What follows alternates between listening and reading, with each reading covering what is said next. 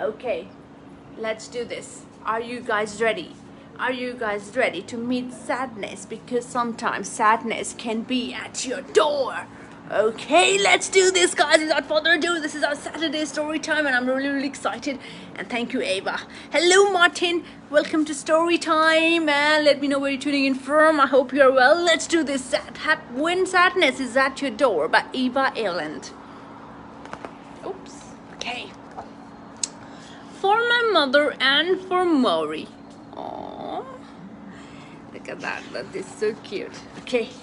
Are you guys ready? Okay. Sometimes sadness arrives unexpectedly. Sometimes, guys, you're on about your day, you're just there at your home and you're just having your day, and then again, when you open, someone's at the door, and when you open, there is sadness, and he arrives unexpectedly. It follows you around. Now, he's here with his suitcase, and he follows you around. He follows you around at your house, guys. He's there unexpectedly. And sits so close to you, you can hardly breathe. Oh no! Well. The sadness arrived unexpectedly, and it looks like he would like some company. He would like some, someone to be close to him, someone to be there for him, and if he looks sad, well, he's sadness, of course. But then again, sometimes you can hardly breathe. He sits so close to you. You can try to hide it. Well, no matter how hard you try to hide it, it's always there. And well, this poor little guy is trying to hide it in a broom cupboard. But then again, it can barely fit it, so he is. But it feels like you've become sadness yourself. But sometimes it's so attached to you, sometimes it follows you everywhere, that you feel like you become sadness yourself. As you can see, look at that. This little girl has a sadness as a visitor, but then again it has consumed her, and she looks like sadness herself. As you can see. Try not to be afraid of sadness. Give it a name.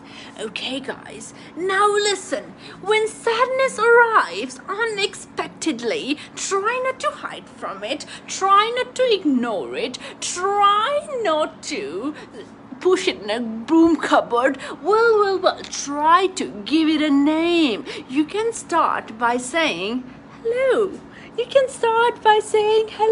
And look at that. Well, she responds. Listen to it.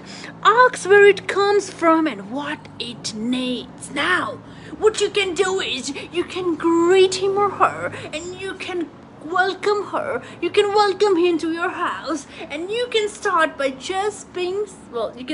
smiling at him and her and just saying hello and asking, hi, where are you coming from? And what would you like? Would you like to drink anything? Please come inside. I'm Anusha. Look at that. That is the way you greet sadness. If you don't understand each other, just sit together and be quiet for a while. But then again, sadness is a complete stranger who's just arrived unexpectedly. And then again, look at that. Well, sometimes you might not understand each other. Sometimes the language can be too blurry. But then again, don't worry. You can just sit next to each other and be quiet for a while. Find something that you both enjoy, like drawing, for instance. As you can see, well, she has arrived. She has an unexpected visitor who's sitting next to her, but then again, it's very hard to communicate. And then look at that. Now she's found a common way to enjoy, to do some activity, as you can see. Listen to music or drink hot chocolate. Maybe sadness doesn't like to stay inside. Try letting it out sometimes. Now. I know he's an unexpected visitor, but then again, you can do a whole lot of things with him, okay? You can try listening to music, drinking hot cocoa, and then he might like to go outside for a change, go outside for a park, Look at that. And then he looks like he might be crying, but then again, be nice and try letting it out sometime. Go for a walk through the trees. You can listen their sounds together. As you can see, if you include him, you can, as you can see, there's a small tiny smile coming out of sadness, and sadness isn't sadness anymore, as you can see. So you can just go walk through the trees as well. Maybe all it wants to know is that it is welcome. It can arrive unexpectedly, and all it wants to know is that it is welcome. Welcome. Just hug him or her, and just say you are welcome. It's okay. You don't need to hide. Just come in. Let's do something. I'm Anusha. Let's have a tea and let's hug each other out. Dad, you just need to know that it is welcome.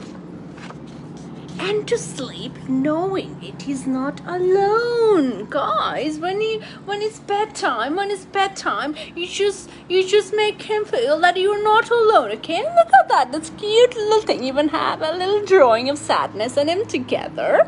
And look at that, they're cuddling together. And they are not alone. And when you wake up, it might be gone. Don't worry. Today is a new day. Now. He might come unexpectedly, but then again, when you wake up, it might be gone. But every day is a new day. And as you can see, guys, there are lots of amazing people who are hanging out with their sadness. Look at that. Well, they're sharing gifts, they're playing, and they're having conversation, they're hugging, and look at that, it's a cute little cat hugging a sadness. They're doing yoga and reading books together, then, trying to ride a bicycle, eating an ice cream together. Look at that. The thing is, you gotta include your sadness, and when sadness arrives, don't be afraid of it, okay? Don't be afraid of it. Here's a thoughtful way to help children deal with this emotion, and that emotion is sadness, guys, and sadness is our friend. And when you are sad, you just welcome it, and try introducing him or her to your parents as well, and your friends, guys. Well, this is sadness, and when you include, look at that, she might be smiling. Look at that, sadness, and that sadness with butterfly in his face.